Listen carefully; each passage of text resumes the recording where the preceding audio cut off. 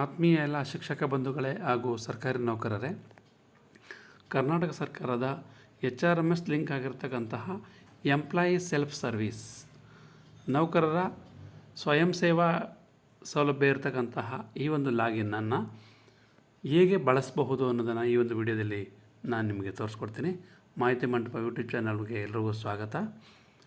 ನೋಡಿ, ಈಗ ಆಲ್ರೆಡಿ ನೀವು ಯೂಸರ್ ಐ ಡಿ ಮತ್ತು ಪಾಸ್ವರ್ಡನ್ನು ಕ್ರಿಯೇಟ್ ಮಾಡ್ಕೊಂಡಿದ್ದೀರಿ. ಇದನ್ನು ಯೂಸ್ ಮಾಡೋದು ಹೇಗೆ ಅಂತ ಹೇಳಿದ್ರೆ, ಒಂದು ನಿಮ್ಮ KGID ನಂಬರನ್ನು ಇಲ್ಲಿ ಎಂಟ್ರಿ ಮಾಡ್ತೀರಾ.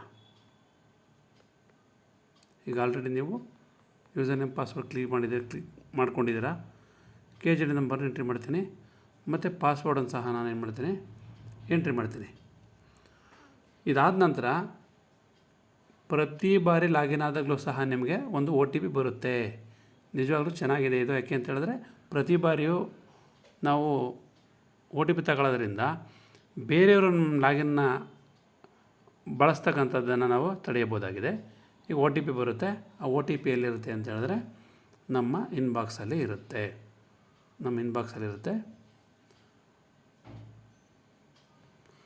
ಇನ್ಬಾಕ್ಸ್ಗೆ ಹೋಗಿ ಅಲ್ಲಿ ನೋಡಿ 400190 ಅದನ್ನು ನಾನು ಏನು ಮಾಡ್ತೀನಿ, ಇಲ್ಲಿ ಒನ್ ಟೈಮ್ ಪಾಸ್ವರ್ಡ್ ಆಗಿ ಪ್ರತಿ ಲಾಗಿನ್ ಆದಾಗಲೂ ಬಳಸ್ಕೊತೀನಿ.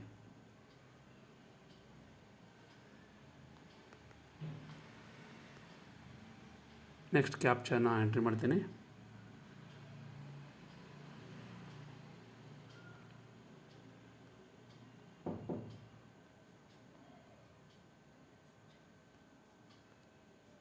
ಎಂಟ್ರಿ ಮಾಡಿ ಲಾಗಿನ್ ಮೇಲೆ ಕ್ಲಿಕ್ ಮಾಡ್ತೀನಿ ನಾನು.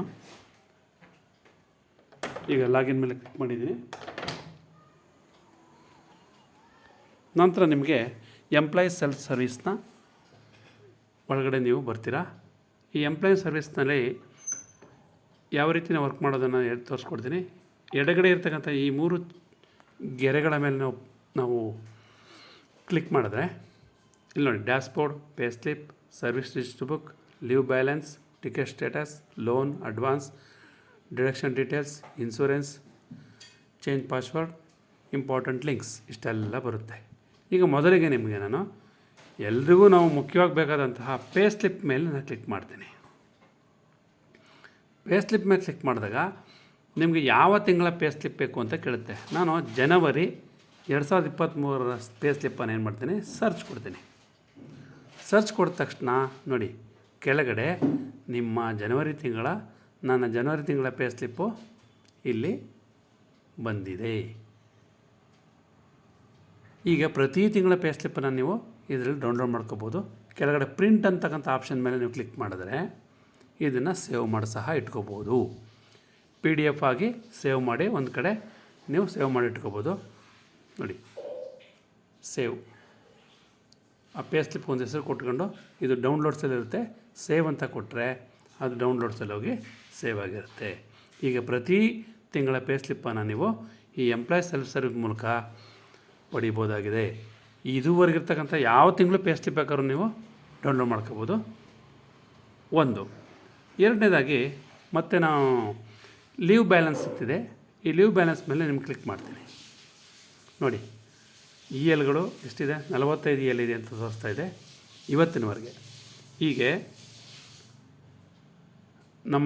ನಾವು ತಗೊಂಡಿರ್ತಕ್ಕಂಥ ಲೋನು, ಇನ್ಸೂರೆನ್ಸ್ ಆಗಿರ್ಬೋದು, ಎಲ್ಲವನ್ನೂ ಸಹ ನಾವು ಈ ಎಂಪ್ಲಾಯ್ ಸೆಲ್ಫ್ ಸರ್ವಿಸಲ್ಲಿ ನಾವು ನೋಡ್ಕೋಬೋದು. ನೋಡಿ, ಇನ್ಸೂರೆನ್ಸ್ ಇನ್ಫಾರ್ಮೇಷನ್ ಇದೆ.